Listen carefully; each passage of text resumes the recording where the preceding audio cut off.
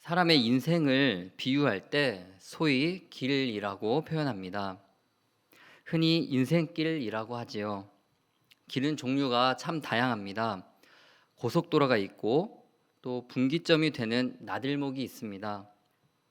구불구불한 길이 있고 또 오솔길이 있으며 일방통행 길이 있습니다. 인생도 길과 비슷한 것 같습니다.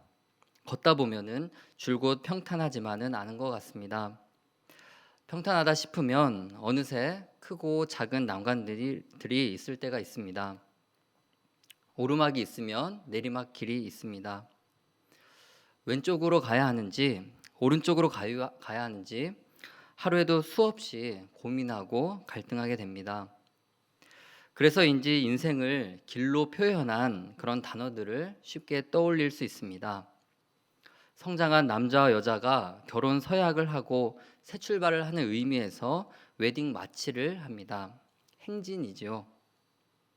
또 인생의 황혼이 가까이 왔을 때 우리는 인생의 끝을 마친다라는 의미로 인생의 여정을 마친다라고 표현합니다.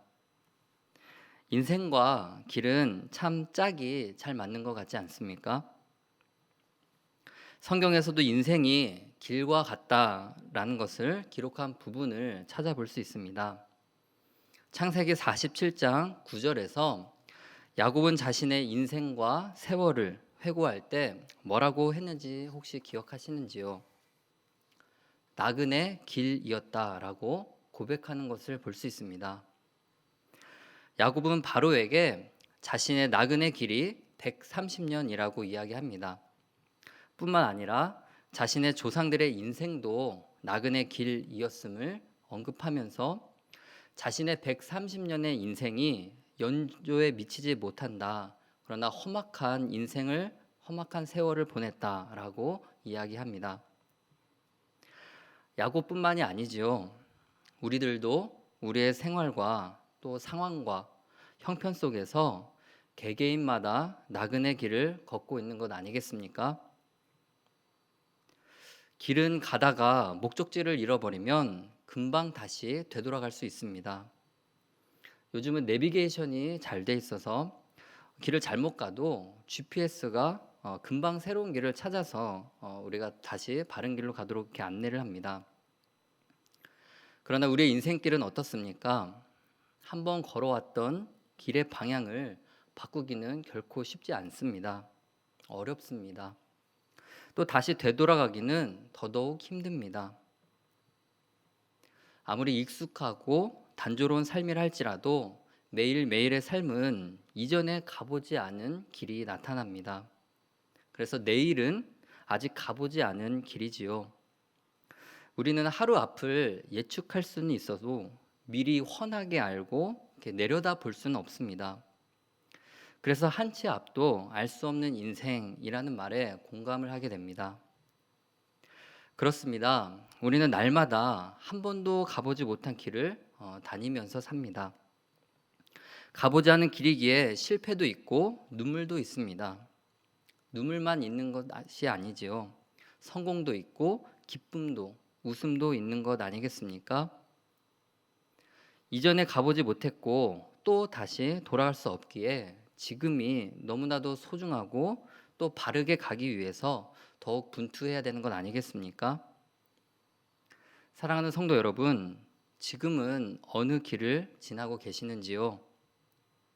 아직 가보지 않은 길 위에서 우리는 무엇을 이정표 삼아서 걸어가고 계시는지요? 우리는 가보지 않은 길을 어떻게 걸어가고 있는가? 무엇을 위해 걷고 있는가? 말씀을 통해서 스스로 우리 자신에게 질문해 볼 수 있습니다.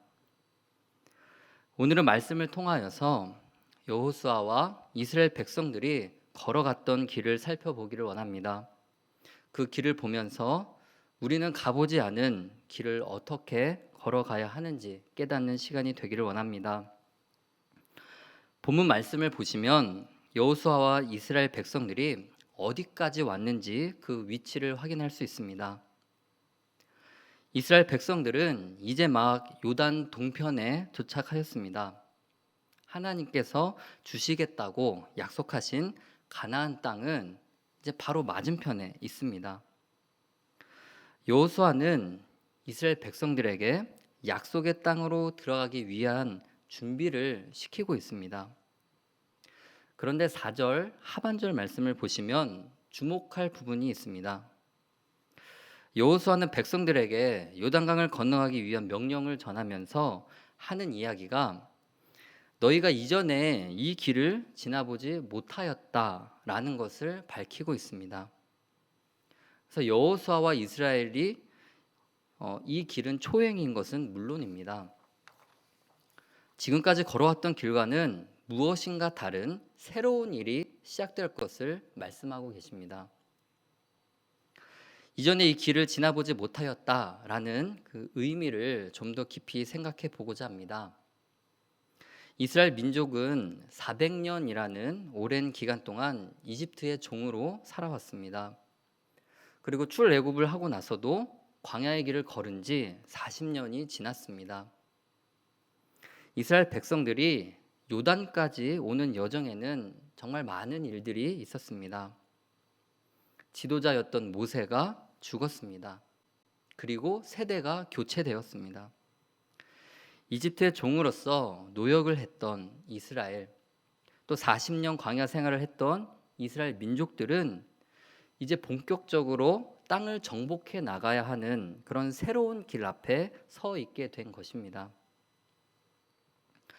사실 이렇게 오랜 시간 노예 생활로 또 그리고 광야 생활에 익숙해진 이스라엘 백성들에게 정복이라는 것은 계속해서 그 약속의 말씀을 듣기는 들었지만 그들이 실현하기에는 참으로 생소한 단어가 아닐 수 없었습니다. 심지어 여호수아조차도 광야길에서 전투는 많이 있었지만 성을 점령하고 또 땅을 정복해 나가는 것은 처음입니다. 그렇습니다. 여호수아와 이스라엘 백성들이 가보지 못했던 길이라는 것은 요단을 건너고 이제 약속의 땅으로 행진하여서 그 땅을 정복해 나가는 것이었습니다.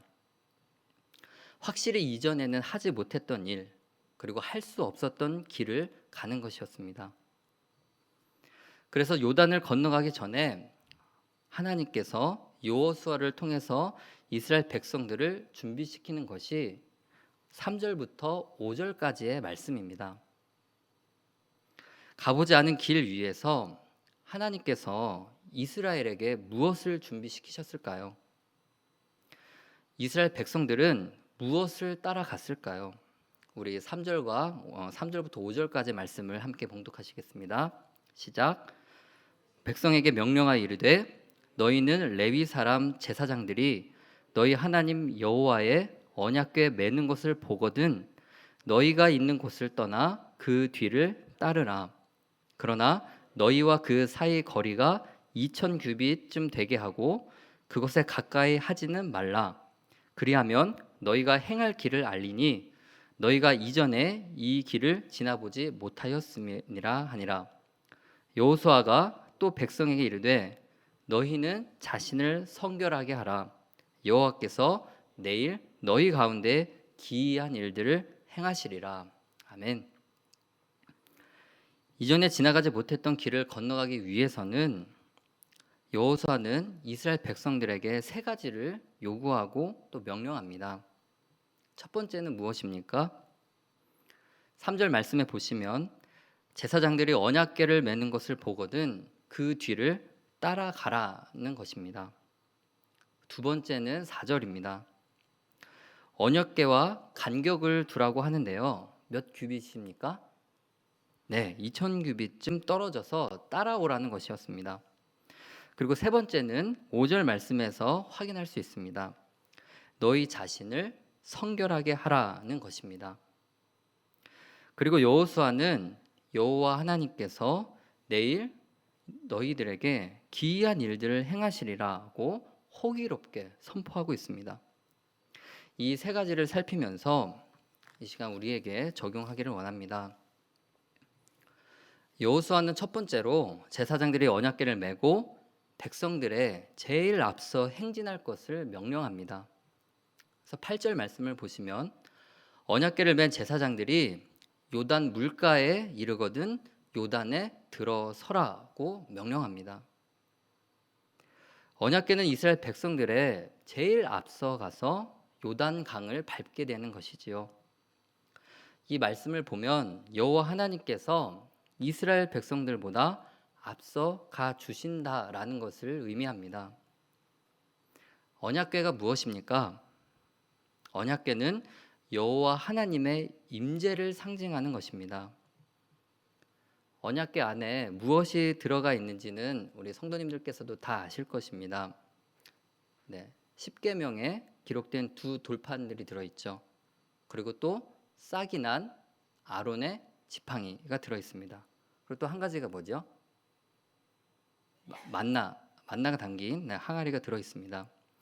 이 세 가지는 하나님께서 모세와 맺은 언약을 기억하게 합니다.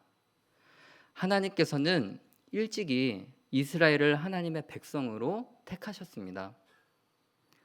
이스라엘은 하나님께서 주신 법을 따라서 순종해야 할 의무가 있었습니다. 그 법이 새겨진 돌판이 이 언약궤 안에 있는 것이죠. 때문에 언약궤는 하나님의 임재를 상징할 뿐만이 아니라 하나님의 뜻과 하나님의 법을 상징하는 것입니다.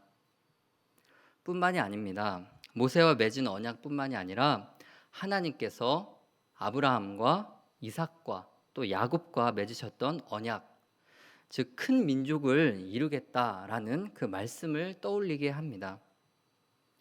약속의 신실하신 여호와 하나님께서 이스라엘의 백성들 가운데 임재하시고 함께 계심을 의미하는 것입니다. 이스라엘 백성들이 언약궤를 뒤따라간다라는 것은 그냥 단순하게 따라가는 것 이상으로 하나님의 백성으로 하나님께서 맺어주신 언약을 기억하고 그 은혜를 기억하는 것입니다. 그것과 동시에 하나님의 말씀에 순종하는 것을 의미합니다.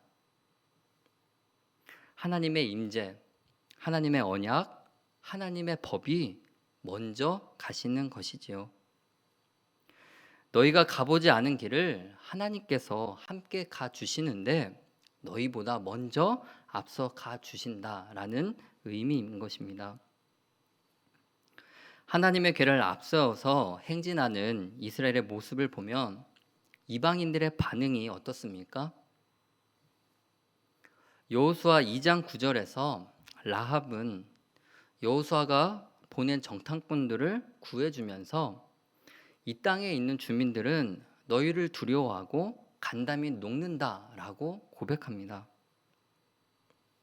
또 5장 1절 말씀을 보시면 하나님께서 요단강을 말리시고 이스라엘 백성들을 그 요단강을 건너게 하신 것을 듣고 가나안 사람들의 왕들이 마음이 녹았고 또 정신을 잃었다라고 고백하고 있습니다.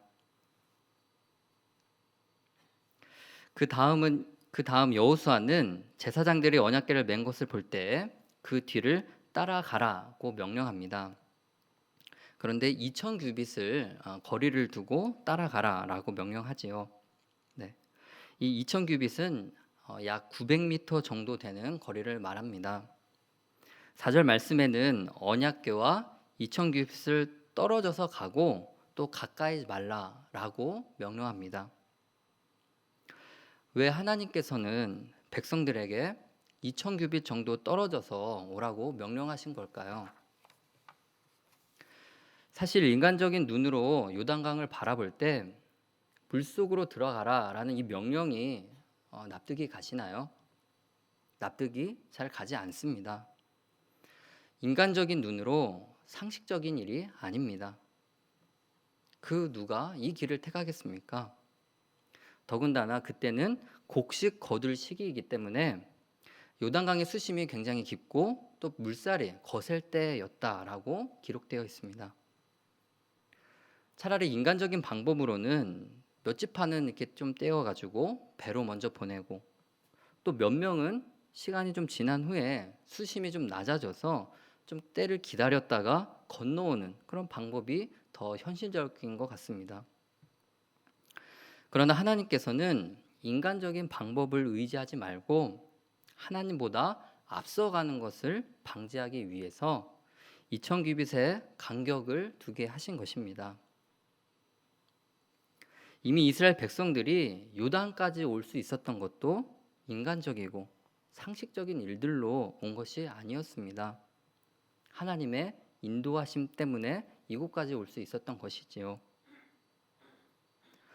또한 성도님들께서 언약궤의 거룩함을 잘 아실 것입니다. 다윗 시대에 수레를 옮기는 과정에서, 언약궤를 옮기는 과정에서 그 언약궤가 흔들리니까 그 흔들리는 언약궤를 붙잡다가 죽은 우사에 대해서 기억하실 것입니다. 언약궤는 하나님의 임재를 상징하기 때문에 지극히 거룩합니다. 그래서 혹시라도 백성들 중에 있을 사고를 방지하기 위해서 2000규빗을 떨어뜨리게 하신 것입니다. 언약궤는 두 날을 가진 검이 아니라 하나님의 위대하심을 나타내기 위해서, 그리고 살아계신 하나님의 역사하심을 모든 백성들이 보기 위한 것입니다. 그 하나님께서 갈 길을 먼저 안내해 주십니다. 그때 인간적인 방법들을 택하지 않고 하나님보다 앞서가는 것을 방지하기 위해서 2000규빗의 간격을 두신 것 아니겠습니까? 이스라엘 백성들이 요단강을 지나며 어떤 생각을 했을까요? 과연 하나님은 살아계신 하나님이시다. 우리를 마침내 가나안 땅에 들이시고 약속의 땅을 주실 것이다.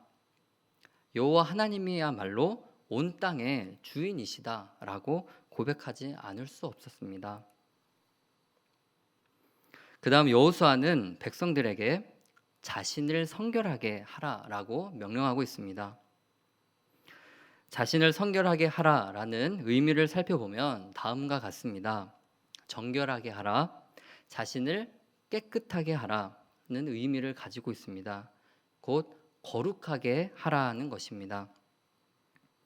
성경을 보면 성결하게 하라라고 말씀하신 구절들을 굉장히 다양하게 여러 군데에서 찾아볼 수가 있습니다. 먼저 민수기 11장 8절에 보시면 이스라엘 백성들이 이제 메추라기를 먹기 전에, 메추라기를 걷어들이기 전에 하나님께서 너희들은 스스로 성결하라고 말씀하십니다. 또 여호수아 7장 13절 말씀에서 아이성 전투를 패하게 한 아간을 이렇게 제비 뽑지요. 제비 뽑기 전에 그 제비를 뽑기 전에 여호와 하나님께서 백성들에게 성결하게 하라고 말씀하십니다. 또 사무엘상 16장 5절에서는 사무엘이 이새의 아들 중에서 사울 다음에 될 그 차세대 왕을 뽑을 때에도 먼저 이새의 아들들을 성결하게 합니다.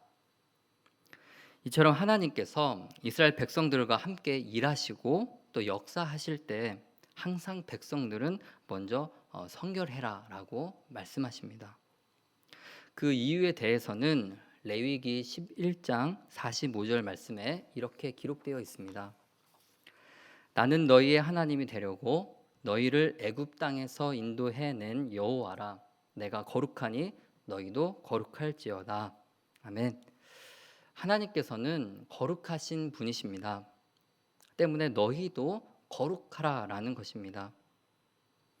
우리가 거룩하지 않고 세상과 구별되지 않은 모습으로, 부정한 모습으로, 정욕이 가득한 모습으로, 깨끗하지 않은 모습으로는 그 길을 따라갈 수 없음을 분명하게 말씀해 주시는 것입니다. 하나님의 역사하심을 맛보기 위해 여호수아는 이스라엘 민족도 스스로 성결하기를 명령합니다. 하나님께서 우리들보다 먼저 가신 길을 너희도 따라갈 때 그냥 무작정 따라가는 것이 아니라 거룩하고 성결하게 준비되어야 한다라는 것입니다. 때문에 우리들도 이전에 가보지 않은 길을 걷기 위해서 먼저 성결해야 되는 줄로 믿습니다. 세상과 다름없는 모습으로, 거룩하지 않은 모습으로 이 길을 갈 수 없는 것이지요. 여호와 하나님의 말씀에 따라 여호수아는 백성에게 명령하고 또 이스라엘 백성들은 말씀에 순종하여서 요단강을 밟게 됩니다. 이후 3장부터 4장까지 요단강이 갈라지고 또 마른 땅을 밟고 건너가는 내용이 아주 자세하게 기록되어 있습니다. 요단강을 건너가는 것은 새로운 삶을 의미합니다. 성경에서 물이 갈라지는 장면도 여러 군데에서 찾아볼 수가 있습니다. 출애굽기 14장 말씀을 보시면 이스라엘 백성들이 이집트에서 나올 때 하나님께서 모세를 통해서 홍해를 가르셨습니다. 고린도전서 10장 1절부터 2절까지의 말씀은 이 사건에 대해서 이렇게 말씀합니다. 형제들아, 나는 너희가 알지 못하기를 원하지 아니하노니 우리 조상들이 다 구름 아래에 있었고 바다 가운데로 지나며 모세에게 속하여 다 구름과 바다에서 세례를 받고. 아멘. 네, 이스라엘 백성들이 바다에서 세례를 받은 것이라고 말씀합니다. 세례를 받은 것이 무엇입니까? 네, 옛 자아가 죽고 물과 성령으로 새롭게 됨을 뜻하는 것이지요. 또 열왕기와 2장에서는 엘리야가 불병거와 또 함께 승천하고 또 엘리사가 엘리야의 뒤를 이을 때도 요단강이 갈라지는 역사를 볼 수 있습니다. 엘리사는 엘리야의 겉옷을 요단강을 향해서 쳤을 때 강물이 좌우로 갈라지고 또 그 사이를 지나갔다라는 것이 기록되어 있습니다. 이때에도 엘리사가 이스라엘의 지도자로 또 계승이 됩니다. 엘리사에게 새로운 길이 열리는 것을 볼 수 있습니다. 이처럼 하나님을 따라 걷는 걸음은 그때마다 이전의 생활과는 다른 새로운 길이 열리는 것을 볼 수 있습니다. 요단강을 건너가게 하신 일을 통해서 이스라엘 백성에게 알게 하신 두 가지가 있습니다. 하나는 모세에서 여호수아로 지도자가 새롭게 계승이 되었습니다. 7절 말씀을 보시면 여호와께서 여호수아에게 이르시되 내가 오늘부터 시작하여 너를 온 이스라엘의 목전에서 크게 하여 내가 모세와 함께 있었던 것과 같이 너와 함께 있다는 것을 그들이 알게 하신다라고 말씀합니다. 또 하나는 하나님께서 하나님의 법을 인정하고 또 그 길을 걸어가면은 반드시 인도해 주신다라는 것입니다. 그것이 아무리 말이 되지 않는 상식 밖의 길이라 하더라도 여호와 하나님께서 상식적이지 않은 그 걸음을 가능케 하셨음을 우리는 말씀을 통해서 확인할 수 있습니다. 본문 말씀 그 어디에도 인간의 철학이나 또 다른 방법이 추가된 부분이 없습니다. 이스라엘 백성들이 걸었던 걸음을 볼 때 민족의 위대한 걸음이지만 그 면면을 살펴보면은 백성들의 개개인의 걸음을 잘 걸었음을 볼 수 있습니다. 여호수아는 지도자로서 하나님의 말씀을 잘 전달하고 백성들을 잘 이끌었습니다. 제사장들은 언약궤를 메고 가장 먼저 요단강으로 걸음을 옮겼습니다. 또 이스라엘 백성들은 원망과 불평 대신에 스스로를 성결하게 하고 또 준비하고 언약궤의 뒤를 따라갔습니다. 오늘 말씀은 이스라엘의 위대한 걸음이지만 또 한편으로 우리 개인이 가야 하는 그런 걸음인 줄로 믿습니다. 지금 우리의 길은 어느 길 위에 계신지요? 우리는 지금 어느 길을 걷고 계신지요? 제사장들과 여호수아 또 이스라엘이 요단강을 건널 때 내디딘 첫 걸음은 상식적인 길이 아니었습니다. 그러나 그 걸음은 더 이상 갈 곳이 없기 때문에 억지로 가거나 또 끌려가거나 떠밀려가는 그런 걸음이 아니었습니다.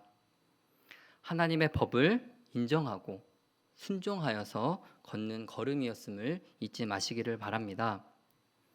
이것이 가보지 않은 길 위에서 우리 그리스도인들이 가져야 할 자세인 줄로 믿습니다. 사랑하는 성도 여러분, 여호수아가 이스라엘 백성들에게 명령한 이 세 가지를 우리에게 적용해 보겠습니다. 이스라엘 백성들은 언약궤를 따라갔습니다. 그렇다면은 가보지 않은 길 위에서 우리는 어떻게 하나님을 따라갈 수 있겠습니까? 첫째로 예수 그리스도의 길을 따라가야 합니다. 요한복음 14장 6절은 우리가 따라가야 할 길이 무엇인지를 명백하게 말씀해 주십니다. 예수께서 이르시되 내가 곧 길이요 진리요 생명이니 나로 말미암지 않고는 아버지께로 올 자가 없느니라. 아멘. 예수 그리스도께서 우리에게 길이 되시고 또 진리가 되어 주시고 생명이 되신다라고 말씀하십니다. 이스라엘 백성들은 언약궤를 따라갔습니다. 그런데 우리가 따라갈 것은 바로 예수 그리스도이시지요. 예수 그리스도께서는 율법을 완성하셨습니다. 마태복음 5장 17절에는 이렇게 기록되어 있습니다. 내가 율법이나 선지자나 폐하러 온 줄로 생각지 말라. 폐하러 온 것이 아니요 완전케 하려 함이로라. 아멘. 예수 그리스도께서 율법을 완성하시고 먼저 길을 예비하셨고 또 보여주셨습니다. 예수님께서 먼저 가신 길이 무엇입니까? 바로 십자가의 길 아니겠습니까? 예수 그리스도의 길은 십자가의 길, 고난의 길이었습니다. 그러나 거기서 끝나지 않습니다. 부활의 길이며 구원의 길입니다. 예수님께서는 나를 따르려거든 자기를 부인하고 자기 십자가를 지고 나를 좇을 것이니라고 말씀하십니다. 우리도 주님이 가신 이 길을 마땅히 따라가야 되는 줄로 믿습니다. 둘째로 날마다 예수 그리스도의 법을 계속해서 실천해야 됩니다. 이스라엘 백성들이 요단강을 건너갔습니다. 그리고 여리고와 아이성을 점령하였습니다. 하나님께서 약속하신 땅을 점령하고 기업을 분배하였습니다. 그렇다고 해서 이 이스라엘 백성들의 여정이 끝난 것입니까? 아니지요. 끝난 것이 아닙니다. 그 땅에서 하나님의 약속과 법에 순종하면서 살아가야 하는 것이 남아 있습니다. 하나님께서 우리에게 행하신 일을 늘 기억하고 묵상하고 또 하나님의 말씀에 순종해서 사는 것이 남아 있습니다. 이것이 우리가 가야 할 길이 아니겠습니까? 그러나 우리가 예수님을 늘 따라간다라고 하지만 그 길 위에서 때로는 나 자신의 경험을 따라갈 때가 많이 있음을 고백합니다. 나 자신의 철학, 또 생각, 감정을 따라가는 것 같습니다. 예수 그리스도의 길로만 흔들리지 않고 계속해서 가면 좋겠는데 우리에게 펼쳐지는 그런 많은 길들 위에서 우리는 여러 가지 유혹의 길이 있음을 고백하게 됩니다.